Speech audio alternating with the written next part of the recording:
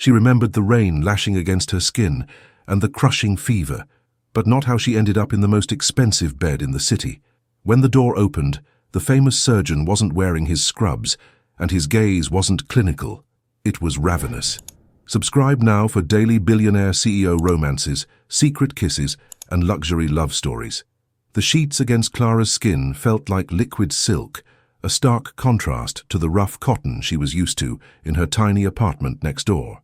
The air in the room was cool and smelled faintly of expensive sandalwood and rain, a scent that seemed to belong to a world far removed from her own chaotic life as a cello restorer.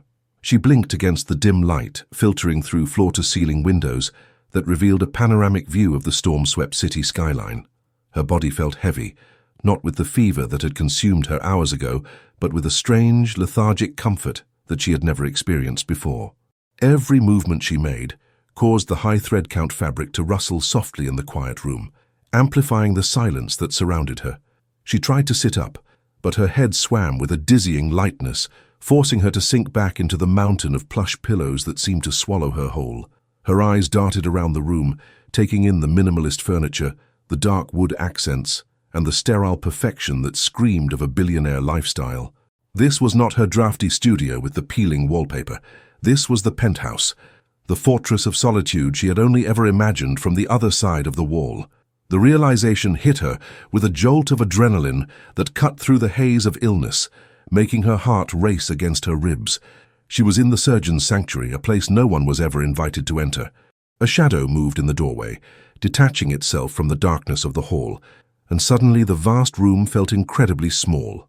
Dr. Julian Thorne stood there, leaning against the frame with a casual grace that belied the rigid control he usually displayed in the elevator.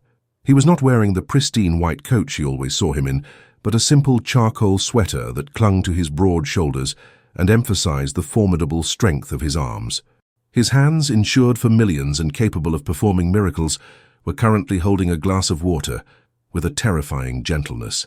He watched her with an intensity that made the air between them crackle, his dark eyes tracking the rise and fall of her chest.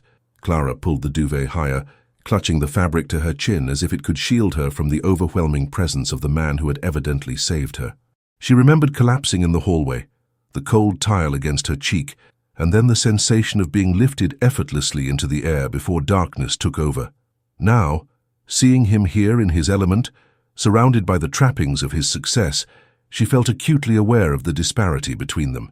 He took a step into the room, and the sound of his footsteps on the hardwood floor was a slow, deliberate rhythm that echoed the beating of her own heart.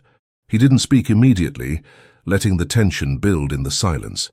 He placed the water on the nightstand, his movements precise and calculated, the habits of a trauma surgeon translating seamlessly into this intimate setting. When he finally looked at her, his expression was unreadable, a mask of professional detachment that slipped just enough to reveal a flicker of concern. He reached out, and for a second she thought he might touch her face, but he simply adjusted the lamp to a warmer glow. The light cast long shadows across his angular features, highlighting the exhaustion that lurked beneath his composed exterior. It was a slow burn of recognition. They were neighbors who had shared nothing but elevator rides, yet now they were entangled in something far more complex. Julian sat on the edge of the bed, the mattress dipping slightly under his weight, bringing him into her personal space in a way that felt both intrusive and inevitable. The heat radiating from his body was palpable, a sudden warmth in the climate-controlled chill of the penthouse. He studied her flushed face, his gaze lingering on her lips before moving up to meet her wide, confused eyes. There was no judgment in his look, only a profound focus that made her feel as if she were the only patient in the world that mattered. He looked at the IV drip stand she hadn't noticed before, checking the fluid levels with the same scrutiny he applied to life-or-death surgeries. The storm outside battered the glass, a chaotic symphony that mirrored the turmoil inside her mind, while the room remained a quiet haven of luxury and safety. Clara wanted to ask how she got here, why he had brought her inside instead of calling an ambulance, but her throat was dry. He seemed to anticipate her need, lifting the glass of water and bringing it to her lips with a command that required no words. His fingers brushed against hers, cool and steady, sending a shockwave through her system that had nothing to do with the fever. In this moment, the lines between neighbor and savior blurred dangerously. His silence was not empty. It was heavy with the things he wasn't saying and the boundaries he had already crossed. The water was cool and soothing, but it was the proximity of his hand to her face that made it difficult to swallow. Julian watched her drink, his eyes dark and attentive, tracking the movement of her throat with a focus that felt incredibly intimate. When she pulled back, he set the glass down without breaking eye contact, his demeanor shifting from medical professional to something more primal and protective. He checked the display of a digital thermometer he had pulled from his pocket. The beep loud in the quiet room. The numbers seemed to satisfy him, though a frown still creased his forehead, a sign of the perfectionist who refused to lose a battle against even a simple fever. "Your temperature is breaking," he said, his voice a deep baritone that vibrated through the mattress and settled in her chest.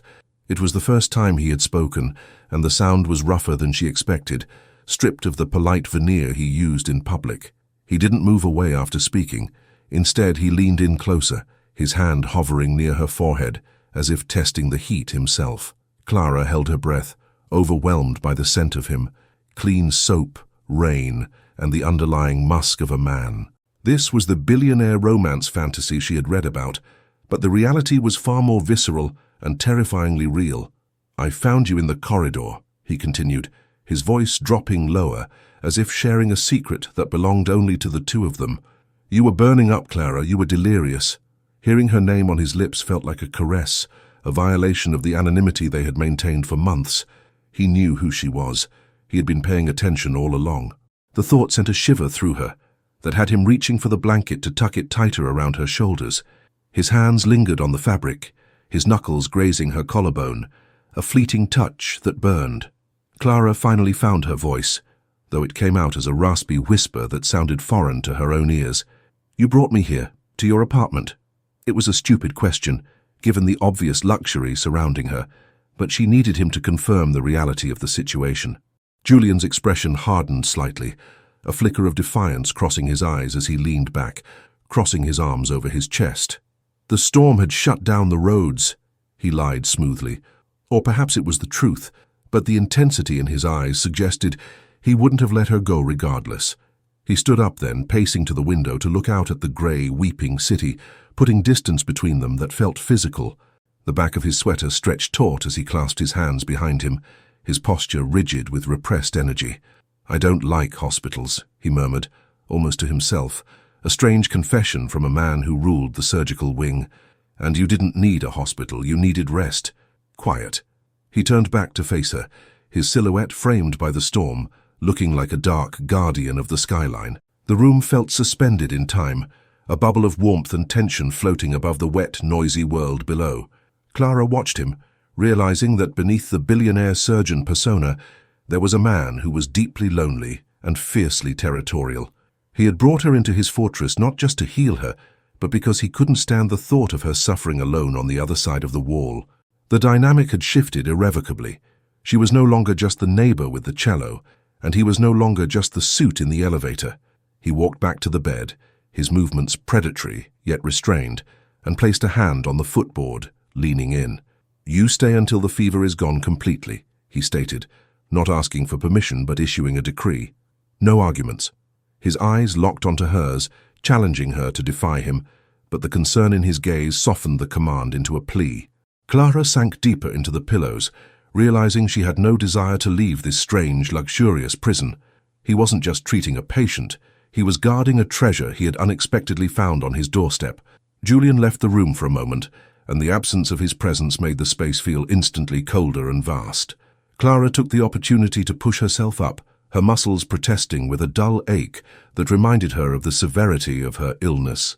She looked down at herself and realized she was wearing a t-shirt that was definitely not hers. It was soft, grey, and smelled overwhelmingly of him.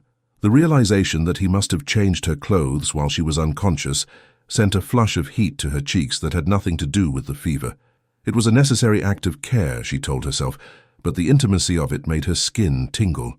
He returned with a tray, balancing a steaming bowl and a plate of crackers, with an ease that suggested he was used to handling delicate things.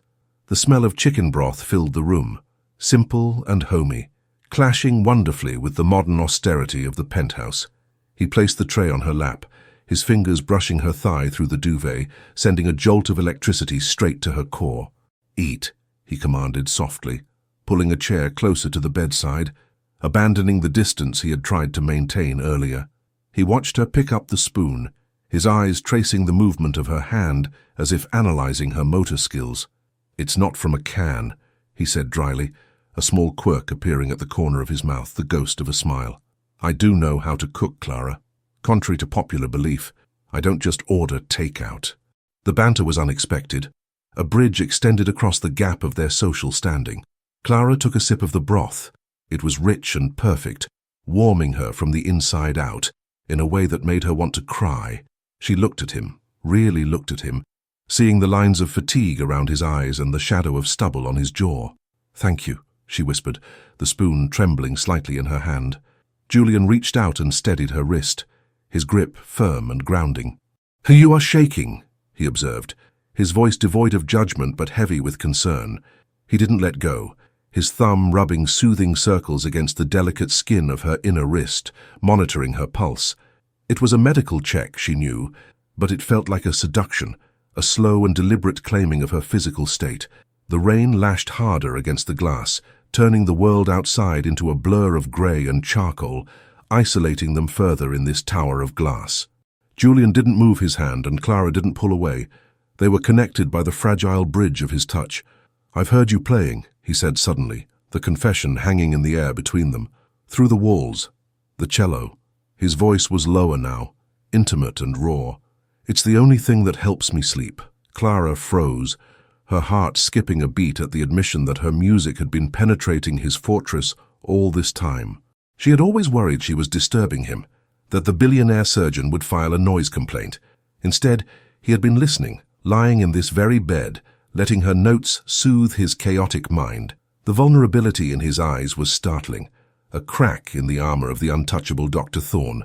He looked at her not as a charity case, but as a source of peace he had been craving.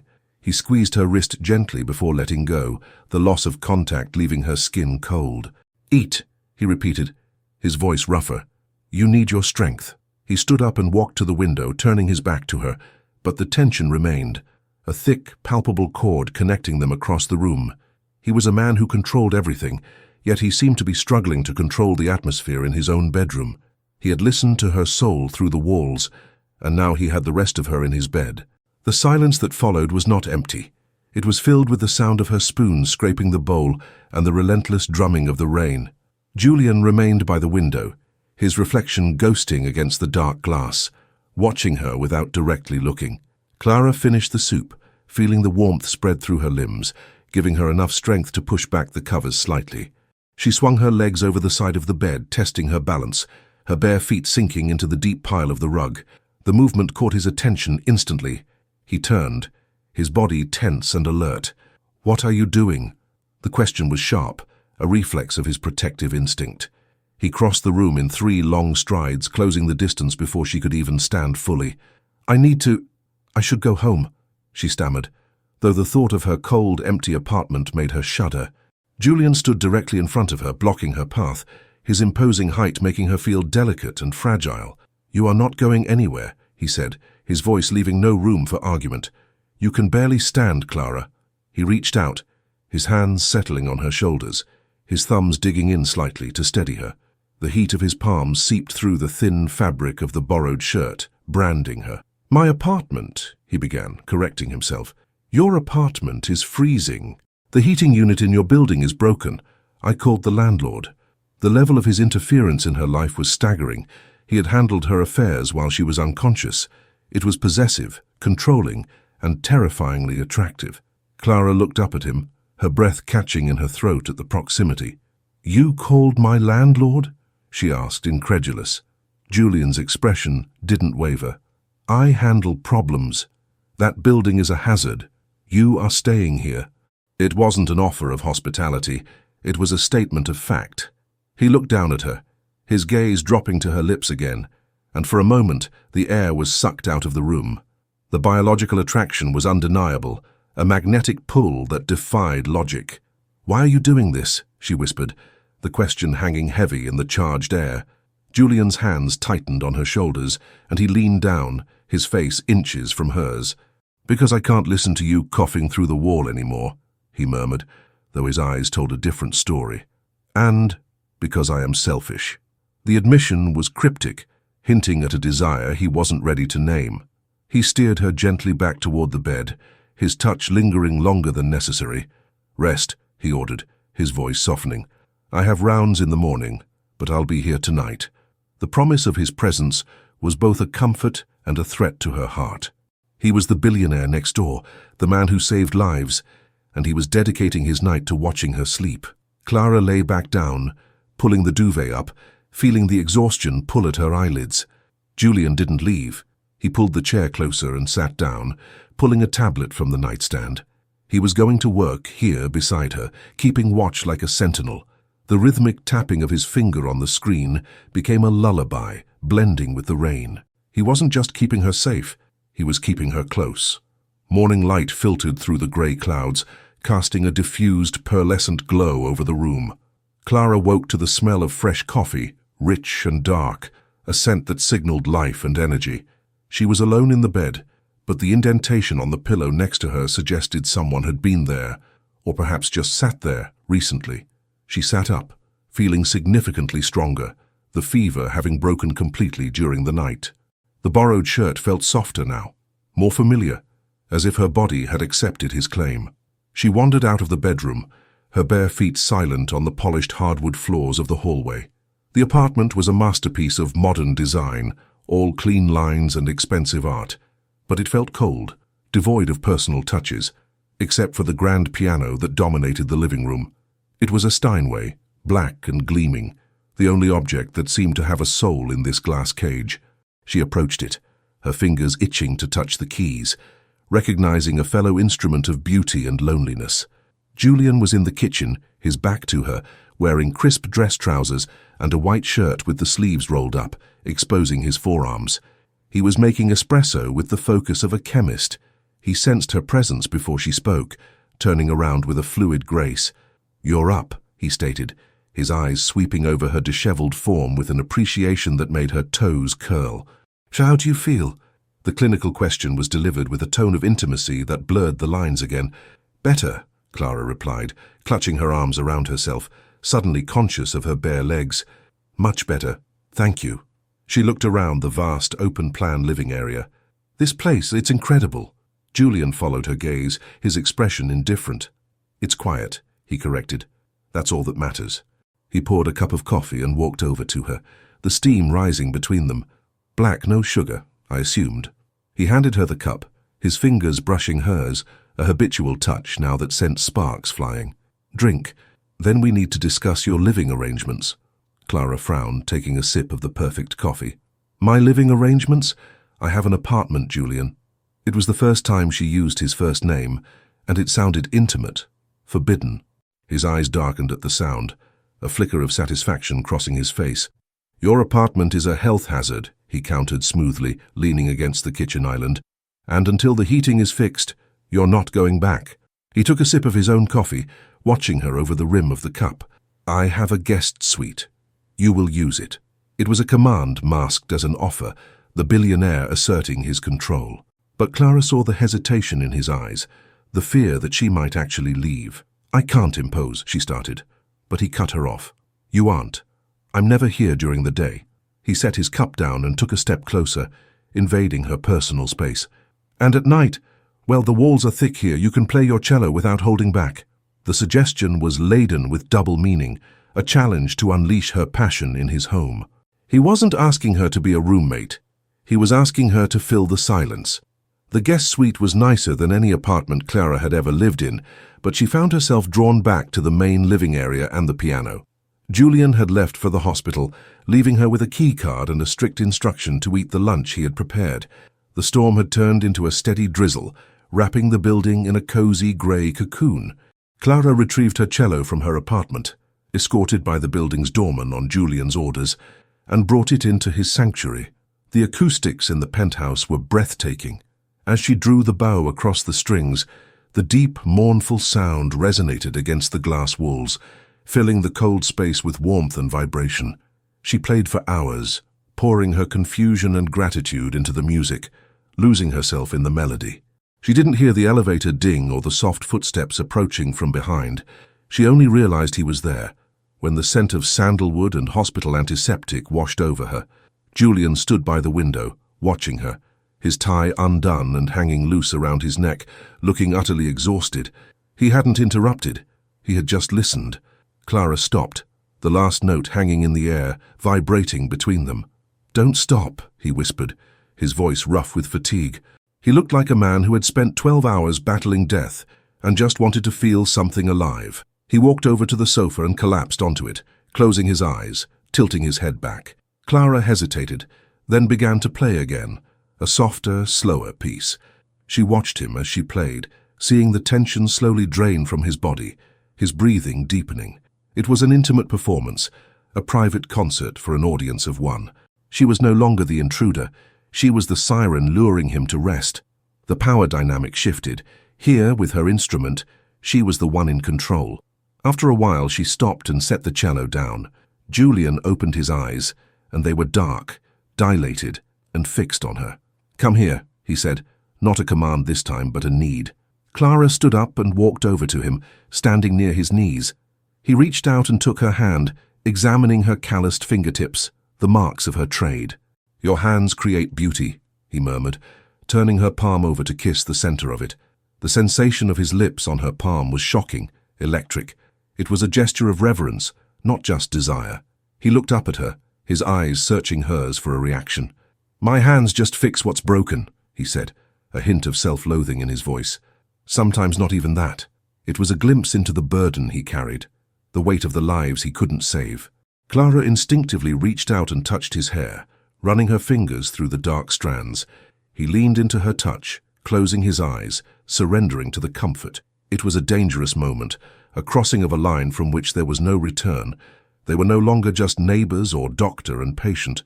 They were two lonely souls finding solace in the dark. He kissed her hand because he didn't dare kiss her lips.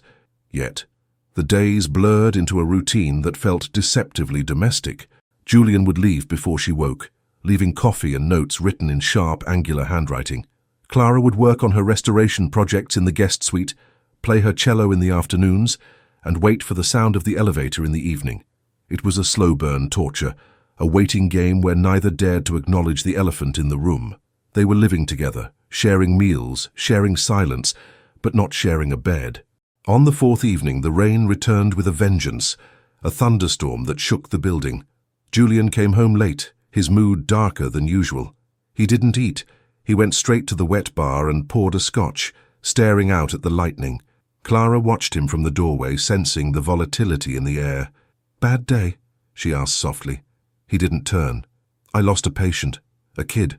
The words were stark, brutal. She walked over to him, ignoring the warning signals radiating from his rigid posture. She stood beside him, looking at the reflection of the city in the glass. "I'm sorry," she said, knowing the words were inadequate. Julian laughed, a dry, humorless sound. "Sorry doesn't bring them back?" He turned to look at her, his eyes wild with grief and adrenaline. "Why are you still here, Clara? The heating in your apartment was fixed yesterday." The question hit her like a physical blow. He knew. He had been letting her stay even though she could have left. "Because I didn't want to leave," she admitted, her voice trembling, "and because you didn't ask me to." The honesty hung between them, raw and exposed.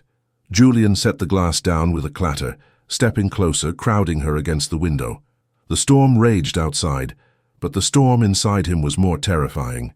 "You should go," he rasped, his hand coming up to cup her cheek, his thumb tracing her lower lip. "I am not a good man, Clara. I am cold. I am arrogant. I work too much."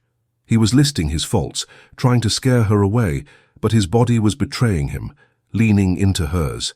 "I know," she whispered, not backing down. "But you're also the man who carried me out of the hallway." He stared at her, conflict warring in his eyes. He wanted to push her away to protect her, but he wanted to keep her to save himself.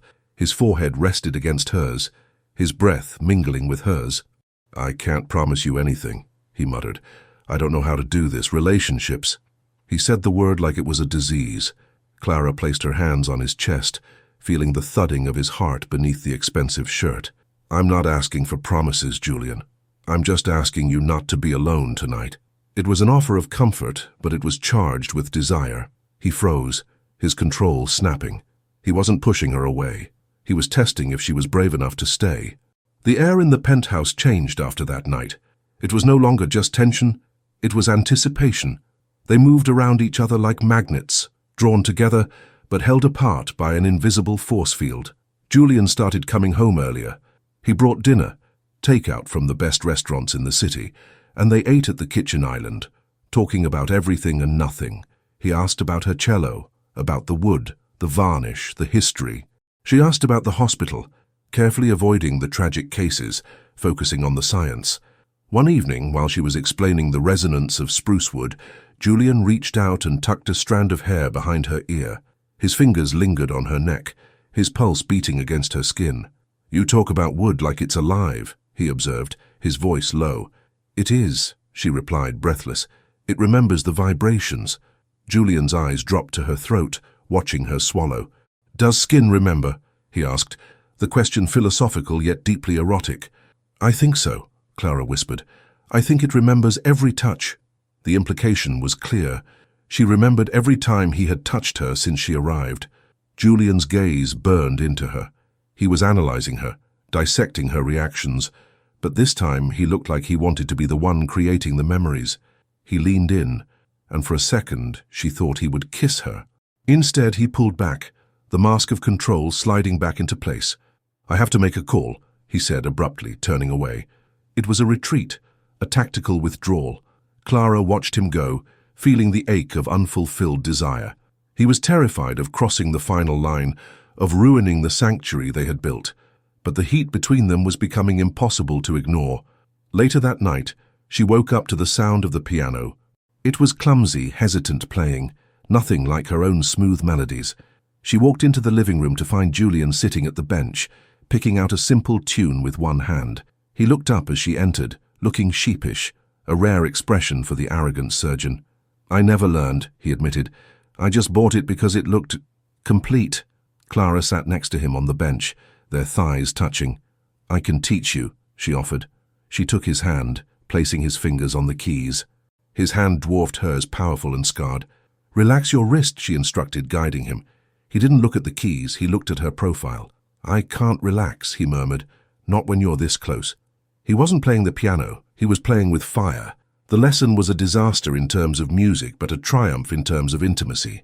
Julian's hands, so steady in surgery, were clumsy on the keys because he was too focused on Clara's scent, her warmth, the way her hair fell over her shoulder.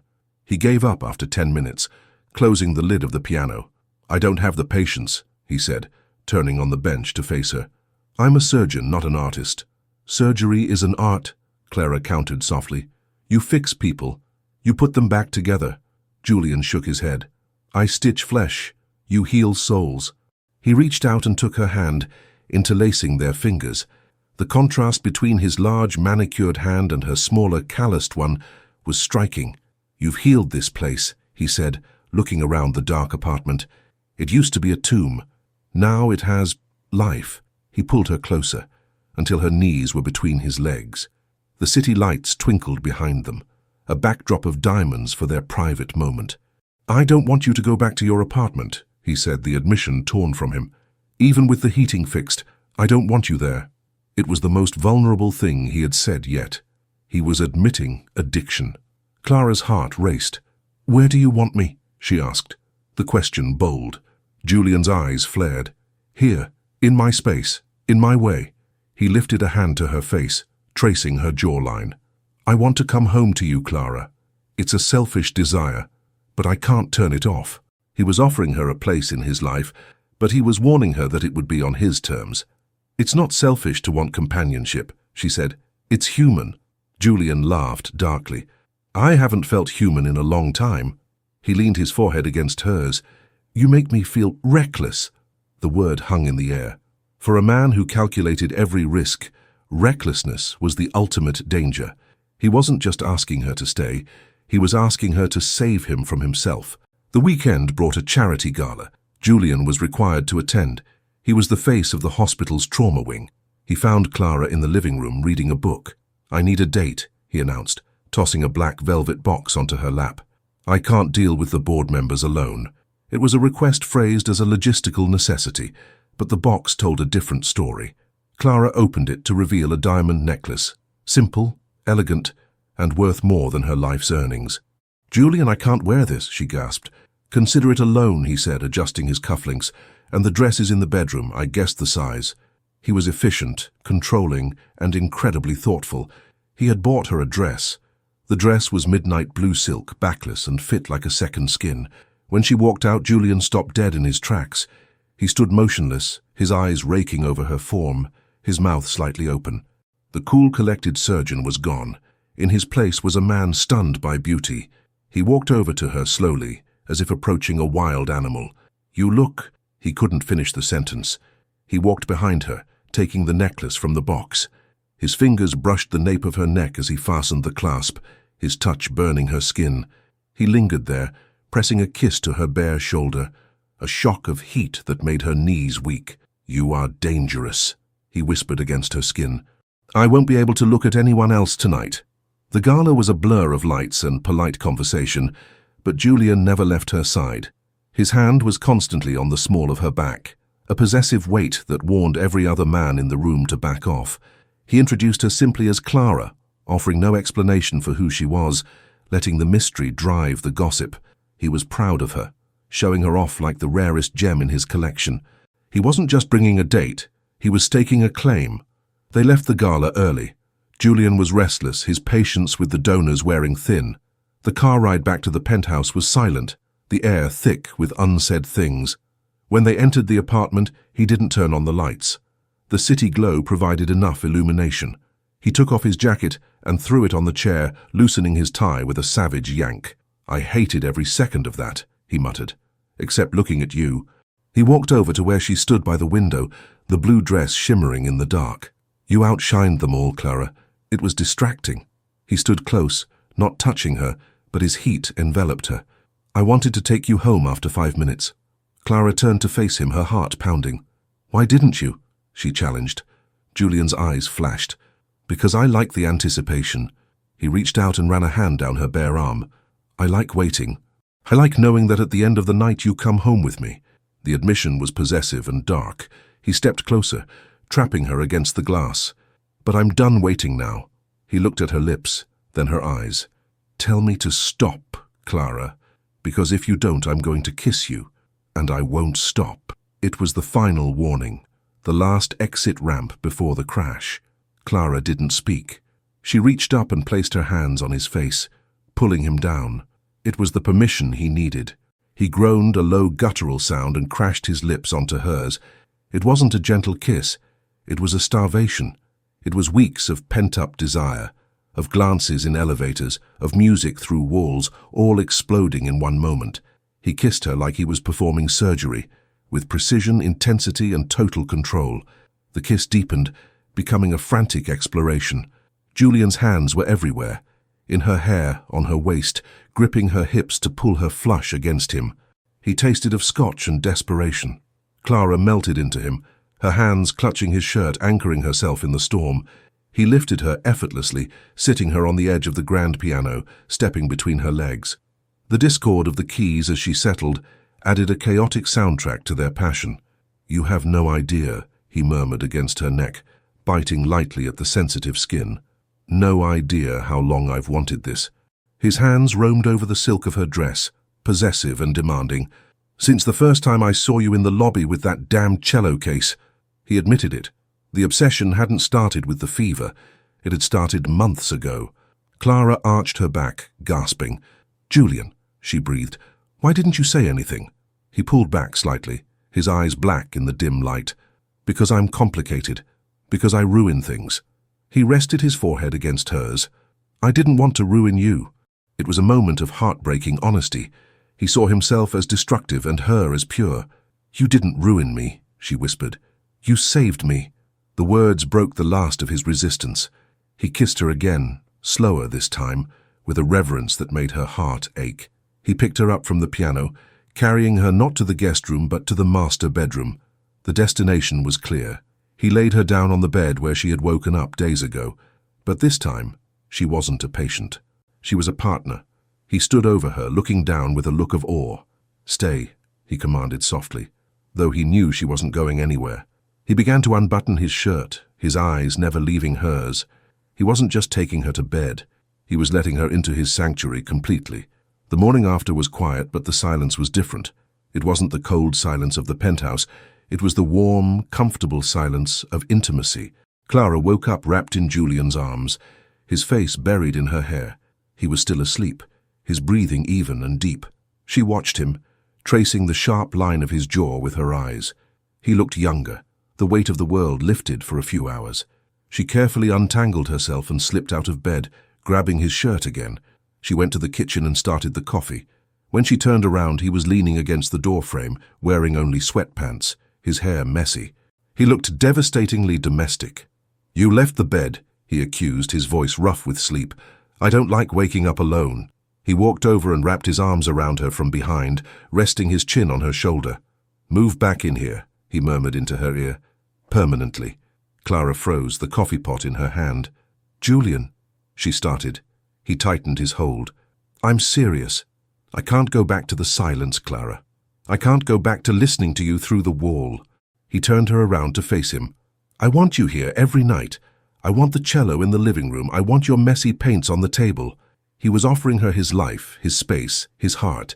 "I love you," he said, the words tumbling out as if he were surprised by them himself. "I think I've loved you since the elevator." Clara looked up at him, tears pricking her eyes. The billionaire surgeon, the man of ice, was melting before her. "I love you too," she whispered. Julian let out a breath he seemed to have been holding for years. He kissed her, a promise of a future sealed in the morning light. They weren't just neighbors anymore. They were home. What would you do if your billionaire neighbor asked you to move in after one night? Let me know in the comments.